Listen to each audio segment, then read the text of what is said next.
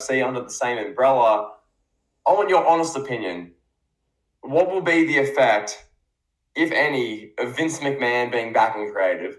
Well, we saw the effect. We saw it on Raw. People were saying this was the worst Raw After Mania in years. Years. I can't remember, like, the last time we had a great Raw After Mania. Maybe, like, whatever, 2013, 14. Doesn't really matter. But it's been a while since we had a great one. But to say that this was one of the worst, because we've had, like, some bad Monday Night Raws. What was it, 2017? The Raw After Mania, where the only highlight was Roman Reigns getting booed for, like, 3 minutes straight till they went to commercial. The only highlight that I remember, at least, I'm sure somebody out there remembers some great match that took place between Dolph Ziggler and Bryan Danielson, pal. But yeah, so not a lot is going to change.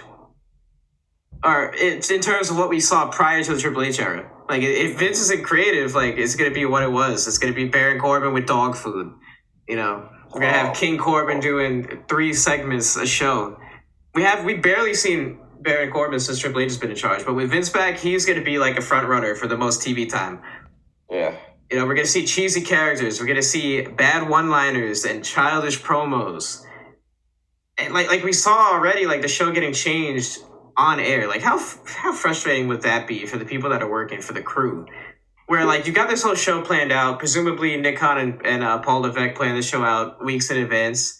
And, you know, it's not a stressful environment. Like Triple H is not running around with his reading glasses on, screaming at people, changing scripts. Like that's a Vince McMahonism. So it's a calm environment. People are like, all right, the Triple H era is kicking. We just had a great WrestleMania. Interest is at an all-time high in WrestleMania. And then all of a sudden, Seth Rollins is in the ring. And they cut the commercial and he's getting fed instructions on what to do for his segment in the ring. Like, what is going on? There's supposed to be, like, triple threat matches, apparently, that got scrapped. Like, number one contenders, women's matches. And just, you name it. So, I mean, it pretty much... For me, if Vince McMahon is back fully in charge of creative, I don't see a reason why to watch WWE. Do you? Like, why would you watch Raw and SmackDown at that point? Yeah. Is it my turn? I don't know. Okay, well, look, I'll address your first point. As far as the Raws After Mania, I saw this on Cage Match. It was like one of the worst shows ever as far as star ratings, which I think is just a gross overreaction. That was not one of the worst shows. I get it. The show, like, and I know I watched most of this show back as far as the clips.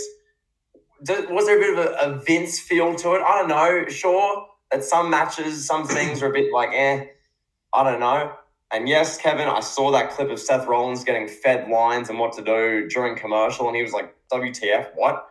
Like he's standing there in the ring. I saw the clip of the production members sitting there doing their job with the cameras, and then someone runs over with another run sheet in the middle of the show. I saw that. That's kind of comical. But nonetheless, back to the initial point. Was this one of the worst Raws after WrestleMania ever? I mean, we haven't had a good one since 2014. Let's keep it all the way real here.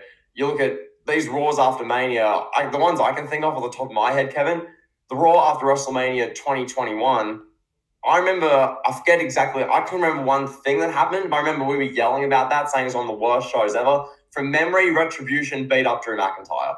If I had to remember what happened, that was an absolutely terrible show. I think The Miz was in the underwear falling over on the stage. I think that was that episode. So stuff like that.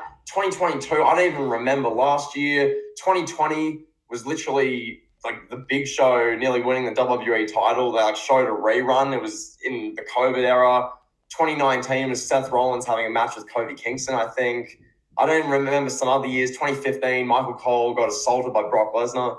I don't know. Point being, the only good Raw after Mania I can remember, the last one was 2014, when it was like the Shield and Evolution had a face-off, and they did some other fun stuff on that show. So, point being here, Raws after Mania usually aren't good to begin with. Let's just be real here. This year's one wasn't great. The main event part of it was why the rating was so good. They got 2.2 something million viewers. Best number they've had in a while, Kevin, which is good to see from that perspective. And look, I'll say this. I can't watch Raw to begin with. 3 hours is too much for me. It's too much for a lot of people. I don't know about you. You can I'll throw to you in a moment on this and get your thoughts. But to me, I don't care what happens an hour and 15 minutes into Raw. I'm not personally that invested. If heaven forbid Vince McMahon is booking random squash garbage an hour and 10 minutes in with Elias squashing someone, okay, it's not the best, but I'm not really watching it anyway. So from a selfish point of view, whatever.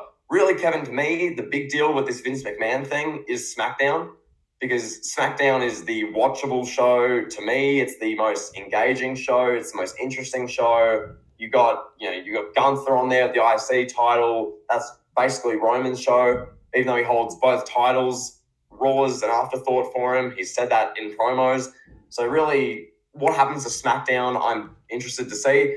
Raw is whatever. I don't watch it. I don't care. Seth Rollins will have a promo on there. Baron Corbin might get more TV time now. Brock Lesnar, who's showed up on nearly every Raw this year and every pay-per-view, which that doesn't get mentioned. Brock has been full-time this year. It's actually cool to see. Yeah, Raw's whatever, Kevin. I'm not fussed about Vince McMahon and creative for that. What I am very concerned about is if Vince McMahon starts grabbing control of that pen and taking over SmackDown, getting Paul Levesque's run sheet. Oh, damn it, pal. No. Oh, I'm going to redo that. Oh, yeah. Oh, Kevin Dunn, come here, pal. We're going to change at the 10-minute mark. We're going to go to commercial before the Roman Reigns segment. Oh, yeah. Then we're going to have Jey Uso. Oh, yeah. Paul, Heyman, come over here. Yeah, pal. Yeah, this is so good. Oh, this is so good. Oh, it's so good, Vince. Oh, yeah. Like, when it becomes like that for SmackDown, then I have issues. That was incredible. That was an incredible Vince McMahon impression. Was it? Yeah, that was great. Wow. Yeah, thank you, pal. I've got a croaky morning voice, so it works for like old Vince. Where he's like, pal. Oh, Endeavor for $9 billion. Yeah, hush money, pal. No, so there's that. But yeah, my whole stance on it is Triple H's shows.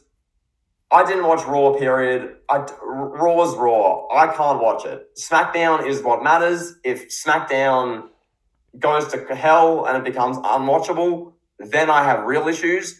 But for right now, watch this space. So yeah, over to you, pal.